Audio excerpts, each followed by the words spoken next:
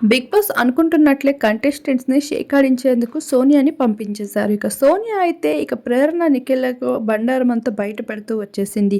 "ఏంటమ్మా ప్రేరణ, గౌతమ్‌ని, విష్ణుప్రియ, అశ్విని బయటికి వెళ్ళిపోతారు. వెళ్ళిపోవాలనుకున్నా అంటూ చెప్తూ డిస్కస్ చేస్తున్నావు కదా నాబిల్‌తో" అంటూ ఇక కంటెస్టెంట్స్ అందరి ముందు ప్రేరణ బండారాన్ని బయట పెట్టడంతో హౌస్‌మేట్స్ అంతా ఒక్కసారిగా షాక్ అవుతారు.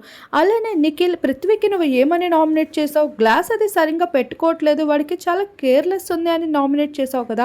మరి నువ్వు యశ్విని విషయంలో చేస్తున్న కేర్‌లెస్‌ని ఏమంటారు?" అంటూ సోనియా నిఖిల్‌ని అంటే, నిఖిల్ అయితే క్లియర్‌గా చెప్పేస్తాడు, యశ్వినిపై నాకు ఎలాంటి ఫీలింగ్స్ లేవంటూ. ఇక ఆ మాటలకి యశ్విని, నిఖిల్ మధ్యన కూడా కాస్త ఫైట్ అయితే జరుగుతూ ఉంటుంది. సోనియా చిన్న మంట వెలిగించి హౌస్ నుండి బయటకు వెళ్ళిపోయిందనే చెప్పుకోవాలి.